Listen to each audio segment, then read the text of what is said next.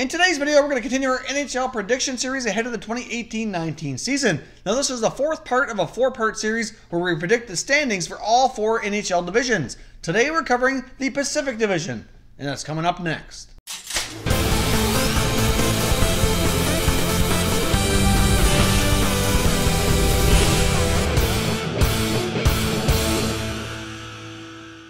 Hey everyone, and welcome back to another video here at Top Shelf Hockey. If you're new to the channel, thanks for stopping by.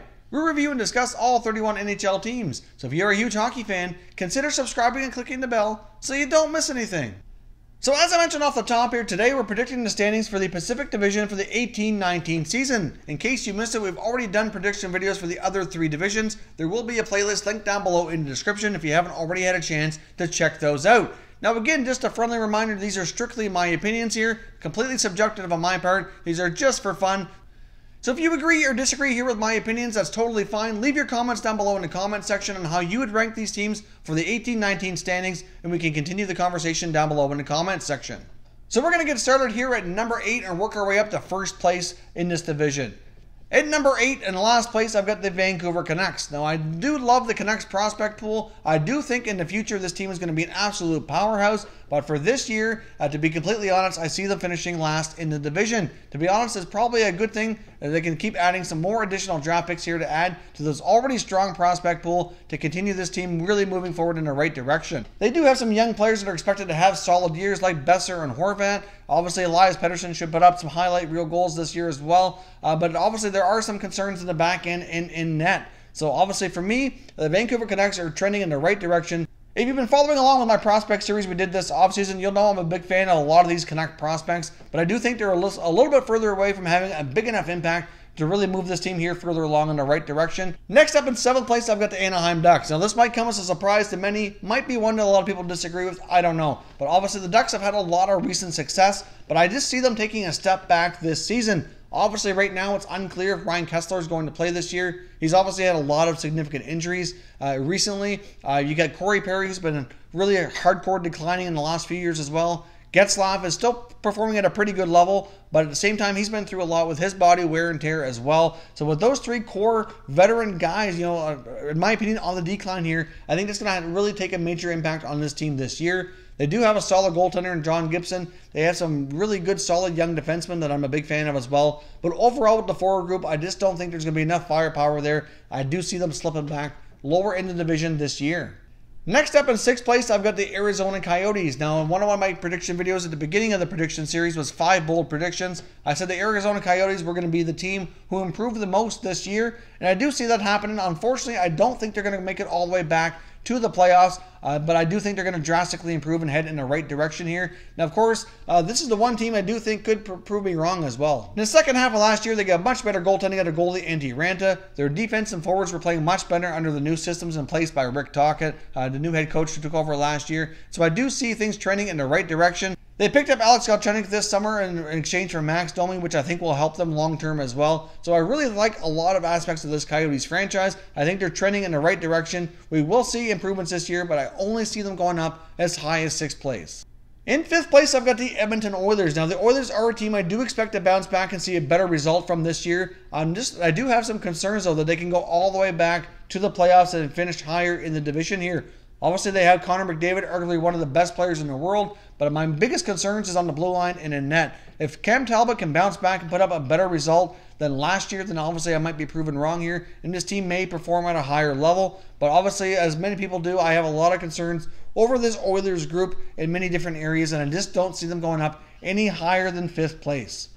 In 4th place, I've got the LA Kings. Now, the LA Kings have had a pretty decent offseason. Obviously, they did sign Ilya Kovalchuk, but obviously, I'm not sure that that's going to be a great move just yet. Now, we'll see how things work out with Kovalchuk, but obviously, it's been a long time since he played in the NHL. He's a little bit older. It's a fast game. We saw them get swept by the Vegas Golden Knights in the first round of the playoffs last year, and in my opinion, the team speed and pace is really what really hampered this team from having more success against Vegas in the playoffs, and they haven't really done anything to address that. Really, they haven't added any players or made any changes to really increase their overall team speed, and for me, I think that's really what this team is missing from being a more elite team and finishing up higher in the standings. So for me, I've got the Kings finishing here in 4th place. In third place, I've got the Vegas Golden Knights. Now, obviously, last year's biggest story of the NHL finished in first place. I do see them having a bit of a step back this year for multiple reasons. For one, they brought in Paul Stastny, which was a good thing, but they also lost David Perron and James Neal. So I don't think Stastny can replace what Neal and Perron both did, and I'm not obviously convinced just yet. Maybe we'll see here how this goes. But Stastny was playing pretty solid hockey in St. Louis. He really fit in nicely in Winnipeg, took his game up a notch for sure. But can he continue that in Vegas with some different line mates? It's really hard to say. So only time will tell, but I do have minor concerns how Stastny will fit in with that second line. At the same time, it's guys like William Karlsson, had a tremendous year last year, and can he keep that up? It's going to be hard to do, and even with some small regressions on guys having career years, I can see them taking a little bit of a step back and just finishing a little bit lower here, so I've got him here in third place. In second place, I've got the Calgary Flames. Now, this might be another pick in this division that comes as a little bit of a surprise, but I really like the moves that the Flames have made during this offseason. If goaltender Mike Smith can remain healthy and give them a solid regular season, I really think this team can move up in the standings and have a much better year. Obviously, they had the big trade with the Hurricanes where they brought in Elias Lindholm and Noah Hanifin. I think those two guys are going to fit in quite nicely as well.